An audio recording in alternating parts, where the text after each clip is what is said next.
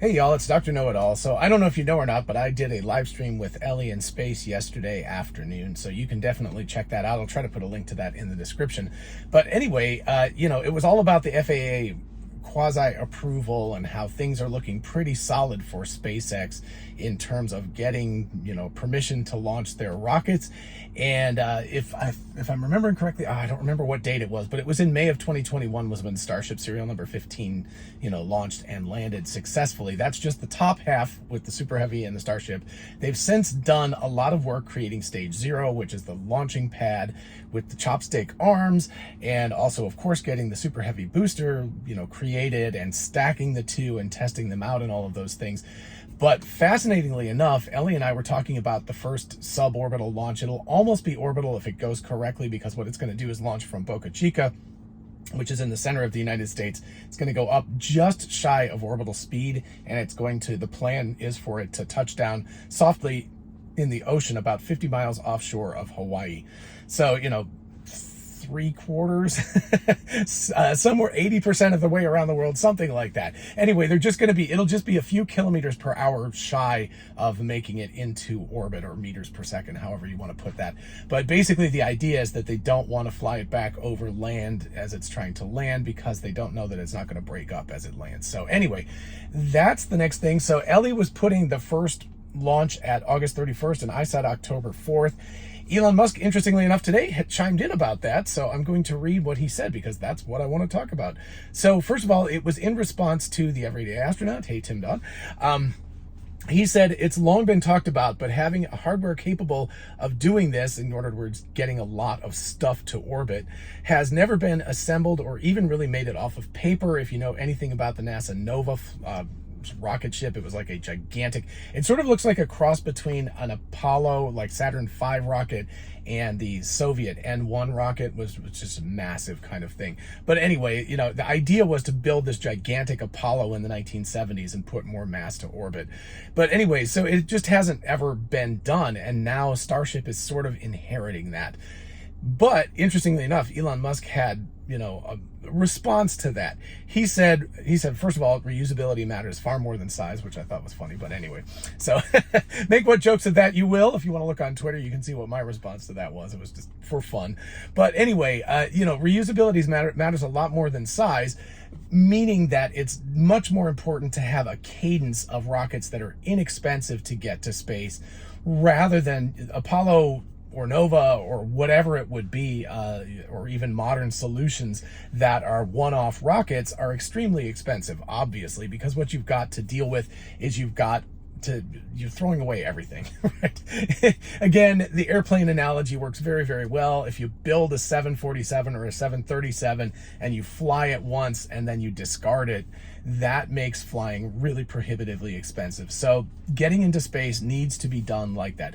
The problem with that is that flying at subsonic speeds, somewhere around 1,000 kilometers an hour below the speed of sound, is actually relatively easy to do. You don't put too much stresses on the materials and things like that, and you don't overheat things, and so you can use aluminum and whatever else. So you can use relatively standard materials by today's standards. Of course, a lot of carbon fibers coming into that. But getting into space requires somewhere on the order of 26,000 kilometers per hour. So, it's like 26 times the velocity. This is not the going up, the pogo thing, going up and coming back down like Virgin Galactic or Blue Origin's, New Shepard rocket, which just goes up and down. Those things have much lower velocities, but to actually get to space requires about 26 times the speed that you travel in an airplane. So that's, on the order of about how much faster we're talking about. And the issue, of course, in space, there's no friction. So once you get up and you can turn sideways and start going really, really fast, there's not a lot of friction with the atmosphere because it's very, very thin up there.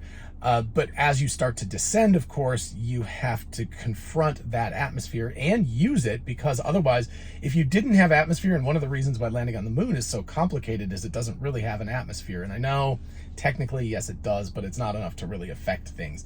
But basically, by not having an atmosphere, you have to have all the delta V has to come from your rocket. We get to cheat on Earth because it's very tough to get out of the atmosphere because it's very thick and the Earth is very heavy, but coming back back in again, you get you get that as a freebie, right? So you get to slow down and brake against that massive atmospheric force.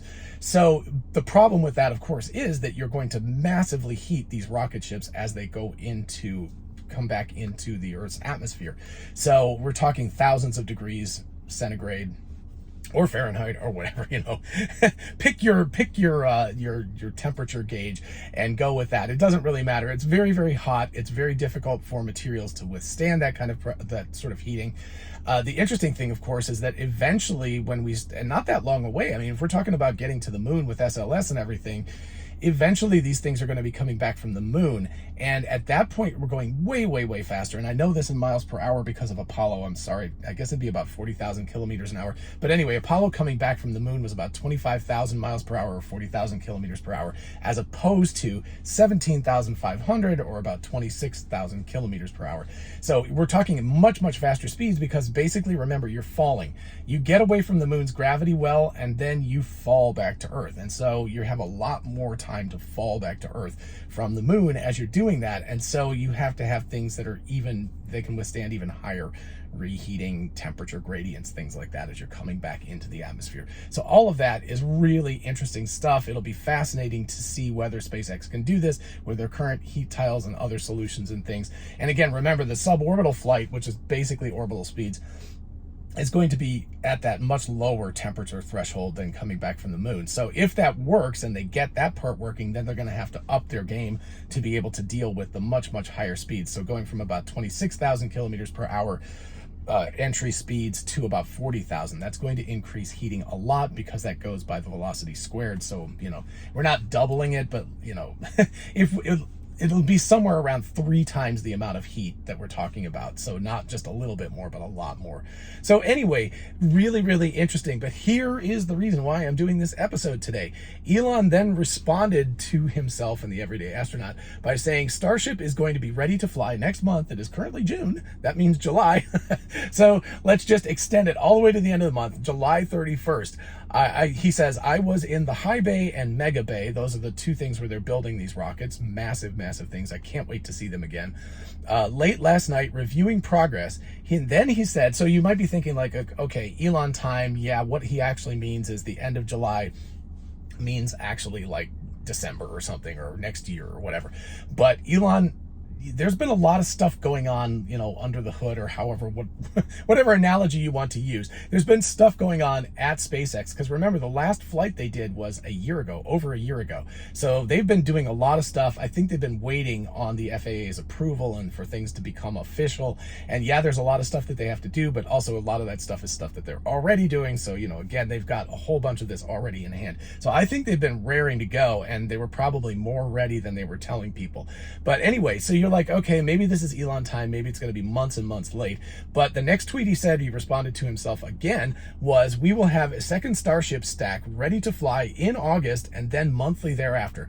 So that really starts to put things in perspective. So he's not only saying we're going to have something ready to fly in July, but they're going to have another one, a whole other one built, another 30 or 33 engines for the Super Heavy, another 6 engines for the Starship. They'll have another one of those in August. They'll have another one in September. They'll have another one in October. They'll have another one in November, et cetera, et cetera, et cetera. And eventually they will start to compress that cadence.